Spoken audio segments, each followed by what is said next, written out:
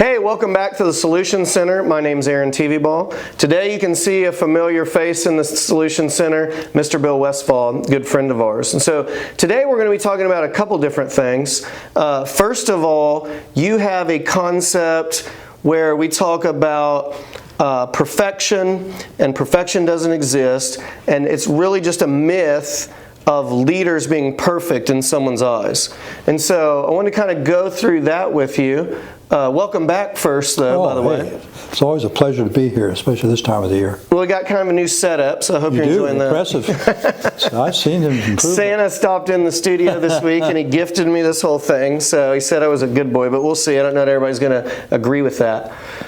So back to this whole myth of the perfect leader. That's something that you really dialed into over the years. Where did that come from? You know, it's really kind of a family story in some ways. I have a cousin that was just a truly remarkable man. He was an attorney. In fact, he wanted to go to law school, and his father, who was a very, very fine father, said, "I can't think of a better way for you to learn the law than through law enforcement." So he said, if you're going to go to law school, you'll work your way through law school, even though he could afford to pay at the time, and you'll do it as a deputy here in Marion County. So he did. So right here in Indianapolis. Right here in what year was that? Oh, we're talking 1950s now. Okay. So we go whole different world then. Whole different world. But he was also a former Marine.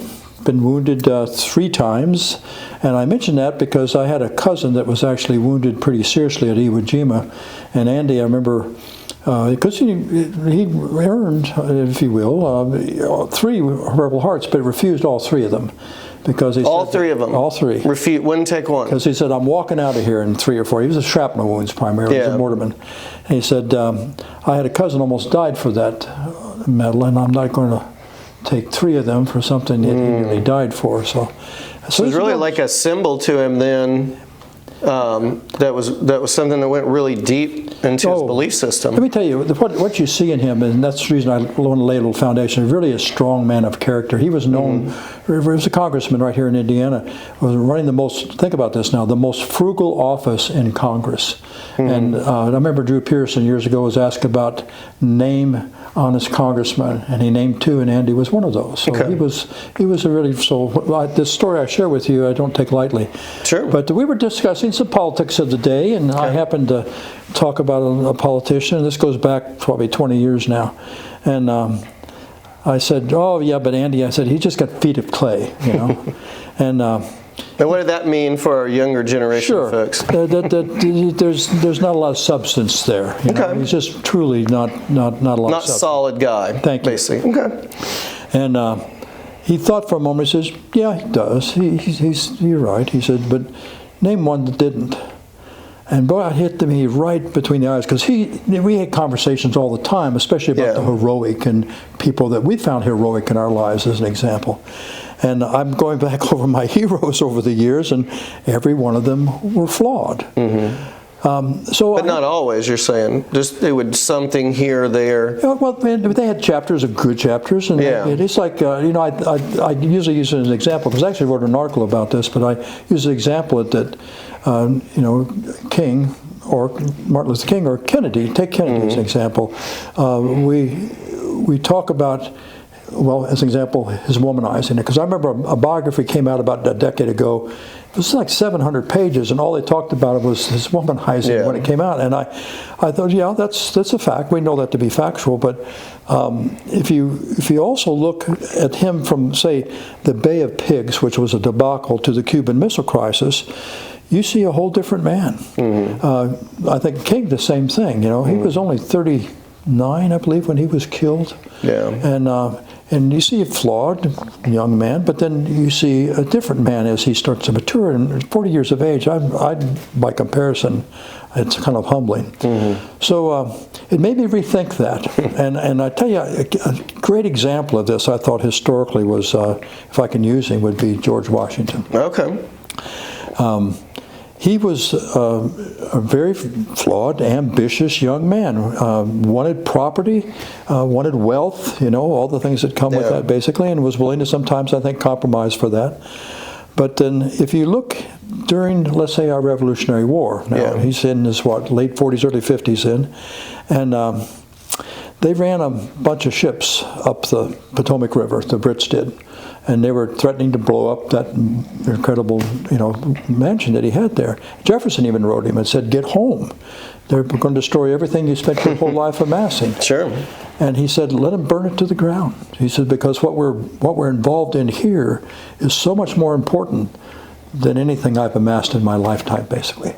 So what you see happening to him is the good ones, the great ones especially, are learning along the way. Sure. And I think that's a better test.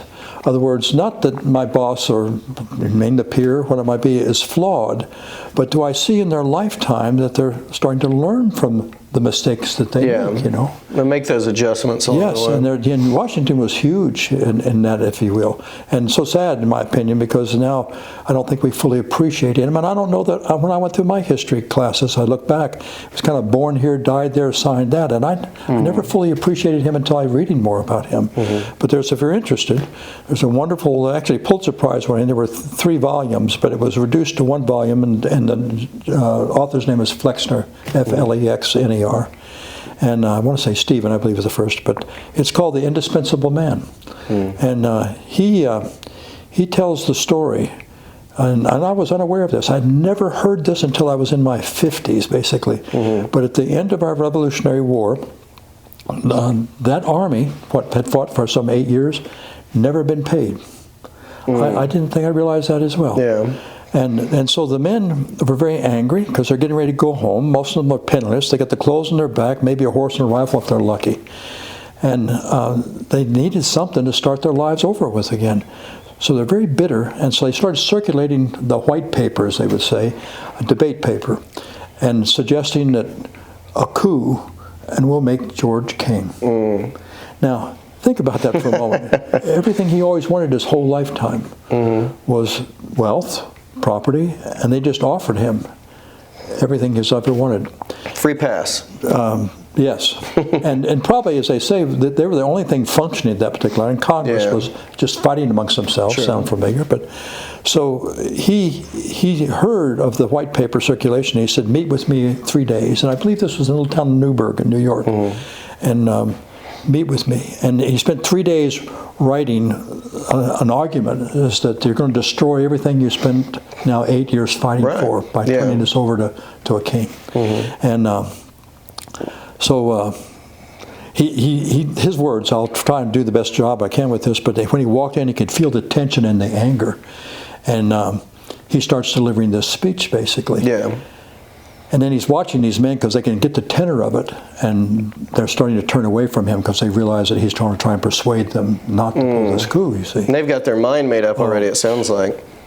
So he at the end of his speech, he realized he's not turned there. And he realized they could, without his approval, they could walk out there and pull off that coup. But then he remembers he has this letter from a congressman.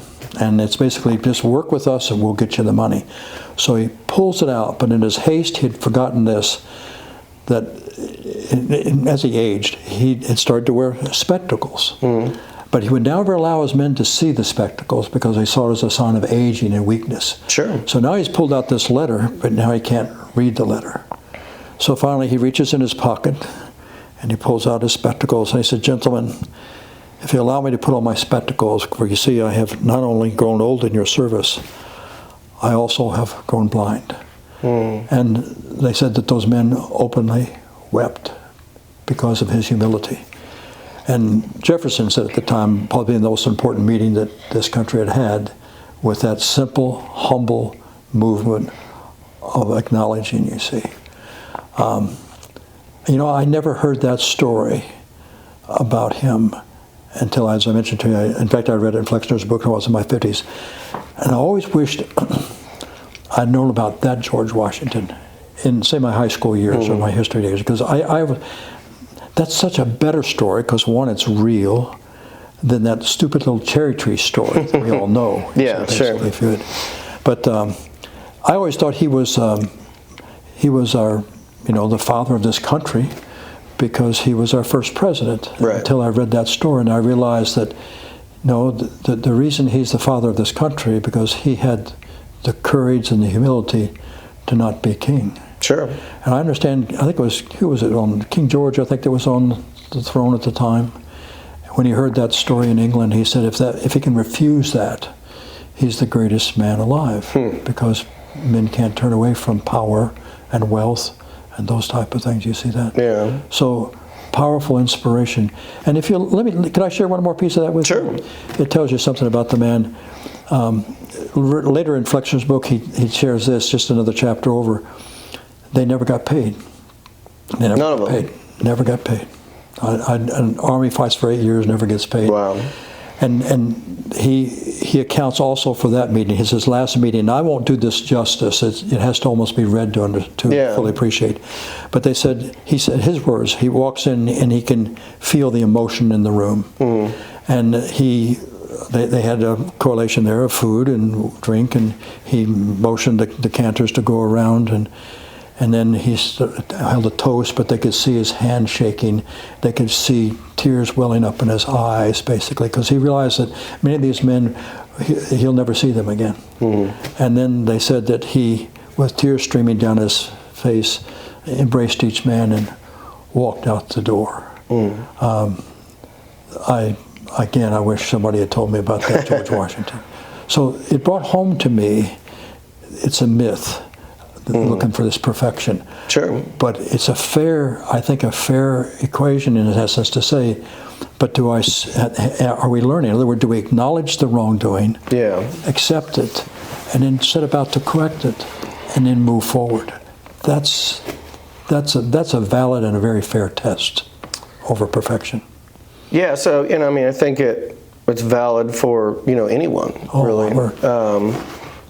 One of the things that I've kind of found and practiced over the years, or I've tried to at least, is telling people when I hear a story about someone, or they did this, or one time they did that, or that those pieces really don't define us. I'm not the same person I was 20, 15, 10, 5 a year ago. So I try to give that and say, I'm sure most people aren't. And those failures don't really define who we are, but give us that opportunity to say, what can we extract from that and move on? Remember that Harry Reeder quote? Circumstance don't dictate my character, they reveal my character, give me an opportunity to refine and grow my character. Absolutely. Yeah, and so, with that story, do you think... so they couldn't see the irony, I guess, in fighting for those 8 years and then try and make the person that they were impressed with or were loyal to the king. And he knew even if he would do a good job, the person behind him may not. Or he could be even fall short to the same issues that everyone else was. And now they're back in the same boat. Napoleon fell for that greed, if you will. And on his deathbed, I understand, he said, they wanted me to be a Washington. They wanted me to be a Washington. Because, he talked initially of freedom and having a republic and free people. But then once it got caught up in that, it's too much of a temptation. So James Madison, who I've just recently read a bit more about too, he how do you put that? He says, most people are capable of, the word is going to, but of ethical behavior. He used a better word than I don't think of. But he said, however, left to their own devices, they usually do what's most self-serving.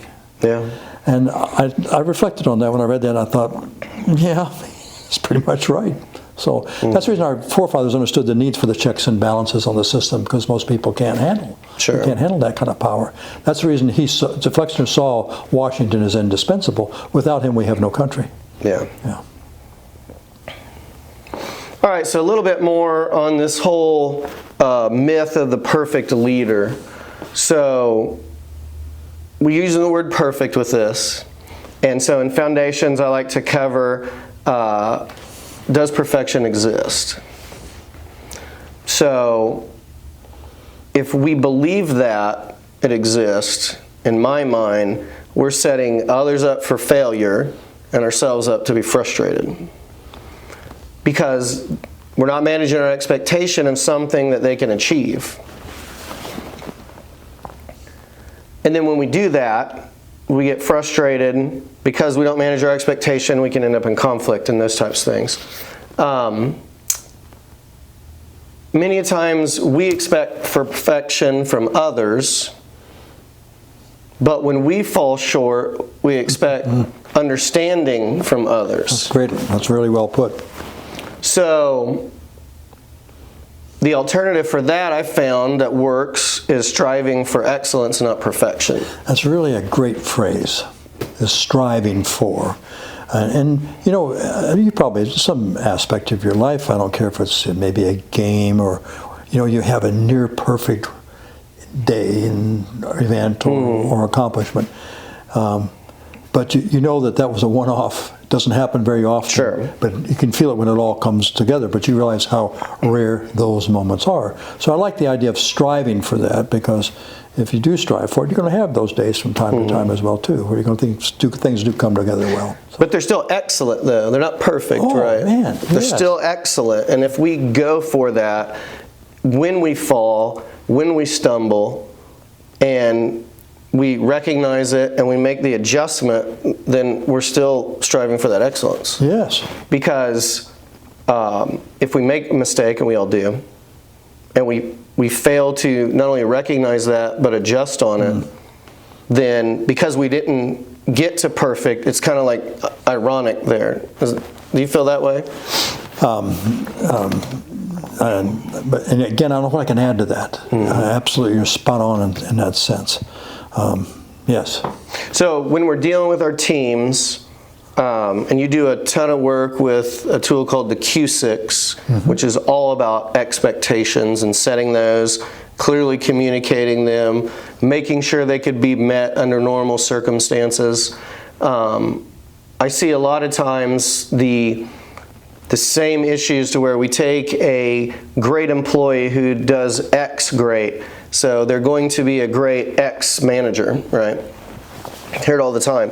Every industry, every zip code, it doesn't matter, every sector. So that's probably, as organizations, our biggest challenge. So when we understand that piece and we're going to provide them the tools to be excellent, what do you think we can do better with your experience with the Q6 when it comes to these expectations? Because I always like to say you can't hold people accountable for an expectation that was never set. And even when we set them, many a times we don't communicate them clearly. They're open to interpretation. So if you tell me to be at work at 8 o'clock and my interpretation of being at work is I'm in the parking lot, then I'm at work at 8 o'clock. But if your interpretation of being at work at 8 o'clock is that you're going to be in your seat, your phone turned on, your computer booted up and ready to go, is there going to be some difference there in the understanding of the expectation? So from what you've seen about expectations with this Q6 model, what's the best way to set people up for success? Well, one of the things that you touched on here, I think we have a tendency to do, and the brain's always trying to simplify things, but we have a tendency, I think, to put, and you've touched on this, put a person in a single box. Yeah. This is a good one. Maybe this one's not bad evil, but maybe not performing to standard, basically. We call it the bad performance box. I right? usually do, yes. And yet, what we realize is that no, people, it's far more complex than that. People are a complexity of skill sets. And you said that we've got, let's take, you could have somebody in the business that is really good at installing, let's say, heating or air conditioning units. And we've worked with them for 7 or 8, 9, 10 years. And then we promote them to supervise people who are doing those things. Yeah. Well, the supervising of somebody doing something that complex is far different skill set than actually installation of it. Sure. But we can say, well, Aaron's really been good here, and he's going to be an excellent supervisor. Yes, if we will teach him. Because they're going to have some great transferable skills because of all this knowledge that they have, but not the task-specific skills. And that confuses us sometimes, too. What happened to them because they were such a good employee? Well, we've asked them to do something vastly different, far more complex, especially dealing with human beings. So, yeah, so we're shifting basically from tasks to people, and we can't shove that square peg into the round hole all the time, but yet we try to, many times, as organizations. And so we're promoting these people. They're good here. We expect them to be the perfect leader, right? And then what generally happens that you've seen? Oh, they're going to fail. You know, we know this. We call this classically called under supervision. We know the first indication. In fact, when we see people fail, one of the things we try and alert our audiences to is step back, because if you think about it, people don't like to fail, and people don't intentionally normally set out to fail. I always use the example, if you've ever played softball or baseball, or I was never much good at it, but I know that when I stepped up to bat, man, I wanted to jack that puppy right out of that stadium. I want to know what that felt like. So I think people I think that they come to this earth wanting to hit the ball, so to speak. Yeah. And so if something happens they're not, then we need to step back and look in the mirror and see if we've done something to contribute. Because in most instances, I find historically, if we've selected good people, we've created that failure, that opportunity for it, because we didn't understand what we're asking them to do. And you talked about expectations, specific expectations. And I love the analogy that you used, being in the parking lot versus being in your desk. And maybe I want you, if you're to be there at 8 o'clock, and I want you there at 7:55, and I want your desk, phone up, computer on, and ready to go at that particular time. And letting people know what those expectations are, because I've seen in my own family, we're trying to people accountable for something that we've never taught them or explained to them. Can I give you an example from the family? Because this happens in every aspect, Got a great son-in-law, loving too, okay? Grew up with 6 boys, okay? Now 6 boys. That was a rowdy house. and married into a family of nothing pretty much but women. Okay. And so he has his routine when he would come home. This goes years back when had their first baby too. And he would come home. He would have to go through the mail first. Then he would walk in the house, wouldn't say much to anybody, just go through the mail, then walk in the bedroom, and he would, change clothes and throw some socks over in the corner, basically, or maybe hang a shirt off of a bedpost or something of that nature. And that's not to my daughter's liking, you see. Right. And so she would call my wife and talk about, well, guess what Dan did? I don't know what Dan did. Well, he walked in, didn't say anything to me or to Gracie, and then went into the bedroom and, threw his socks on the floor. So my wife's telling me all this. I said, well, let me ask you something. It's good that maybe, I don't know, Amy's shared that with you, but has she shared that with Dan? That's the expectation.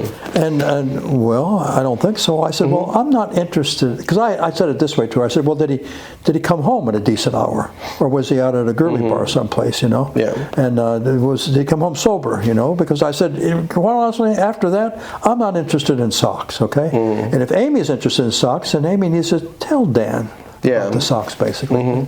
Does it make sense? But are you telling me, because for me, this came with the ability to read minds. I don't know if it didn't happen for you. Is that not everybody? Very nicely put, my friend. But that's only in marriage. In the workplace, we expect people to be able to read our mind or do things the way we do, or they know what I meant. I've heard that so many times. Well, what did you tell them to do? Well, this. Well, what did you really want them to do? Well, they knew what I meant, right? Or that's how we've always done it. And especially with new people, when we're onboarding new employees and you're bringing them in, we have almost that expectation that they're just going to hit the ground running from day one, right? Sometimes. And so, but if we communicate to them exactly what that means, then do they understand it? How are they interpreting things too?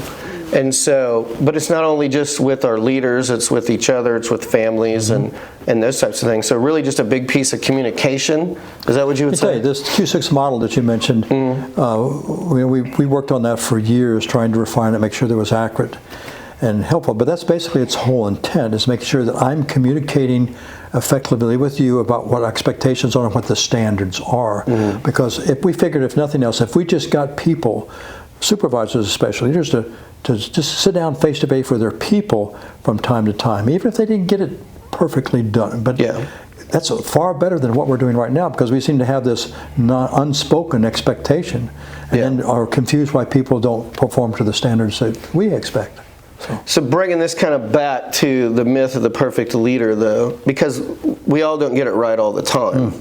But is it fair to say we have to give them the little wins when they do? Oh, You know, we of course, you probably, your audience knows, we work primarily with law enforcement, and we put on a cup a long time ago, catch a cop doing something right. Right.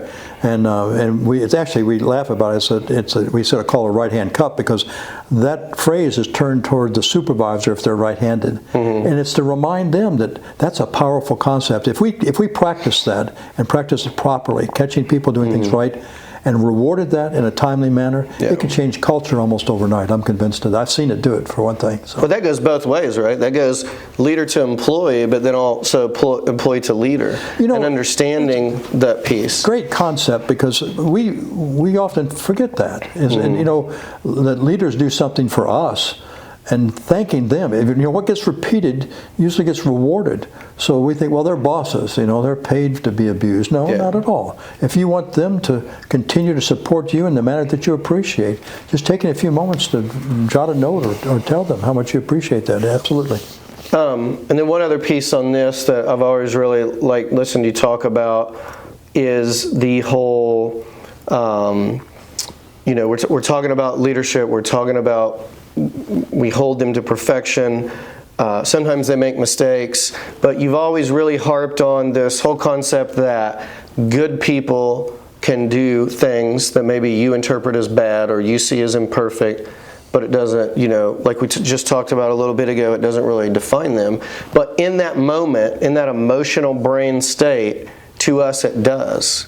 Can you kind of just talk about that concept? You know, I think where this came home to me is that when I was working as a police officer, you know, this is years ago, obviously, and I was actually working in Alaska at the time, but there was a motorcycle gang there that was somewhat notorious, as best you can in Alaska, I guess. And but one of them was a trucker, and he lived in a neighborhood, and I was out, I think, investigating a burglary, and the gentleman whose home had been burgled were talking about what I knew to be as a motorcycle gang member, you know, and about some charitable things that he had done in the neighborhood. And it made me have to reflect a moment, because I realized how I saw him, and he'd had some downsides, believe me, okay? But it made me realize that people that we have in that bad box, they have a capacity for good, and there's exceptions. And then those that are in the good box also have the capacity for bad. And I think it really grounds us in that, and us in our roles being able to reward accordingly and recognize accordingly. And it helps us, I think, us to extend some grace from time to time as well, too. So, yeah. Yeah, and you know, one of the things that I've seen before too is when we get frustrated with someone about something, and then we find soon after we do it, there's nothing more humbling than getting that understanding for that person in that moment, right? Because not only are we thinking about what's going on, we're feeling like, wow, we just did the same thing. Yes, yeah. Those are very humbling moments. And I think this was Jerry Harvey that said this too, is he used a term, and I really like the term, he called it organizational grace, basically. But he had a chapter in one of his books called the ASO Defense, and it basically was about when you as a leader make a mistake, own up to that and take responsibility in a timely fashion. And I've seen illustrations of that before. And when that's done in a timely fashion, it diffuses tension over blame. So now that we can get on with solution. But he also argues that when we take responsibility in a timely fashion and acknowledge that, and with some assurance that hopefully we're not going to repeat that, or we'll attempt not to repeat that, it also teaches your people to extend grace to you. So if you think about that, they're starting to exercise forgiveness or grace. That's a powerful concept. So. Yeah, and that really hits on something I talk about in Foundations, removing the need for blame. And so when we fall short, all we can do is take accountability, apologize, and offer a solution, basically. And so those three things, if you're mad at me about something and I acknowledge that I fell short, I acknowledge that I didn't mean to or give you the why, I'm sorry, and but here's what I can do next time, then what's left for you to be frustrated at me about? I mean, you can be, but if we're in logical brain, which many of us are, where are we going to grasp? What piece of logic, I guess, will we grasp in order to keep that frustration or anger going? I'll tell you the power of that is, again, if you allow me to use a law enforcement illustration, but to go back about 30 years to Waco, and that's the most, it's the most significant loss of innocent life in the history of law enforcement. It was a tragedy beyond belief because of those children. Well, Janet Reno, who happened to be at one time a state's attorney in Florida, and I worked in Florida. A wonderful reputation, by the way, as a very competent and capable administrator.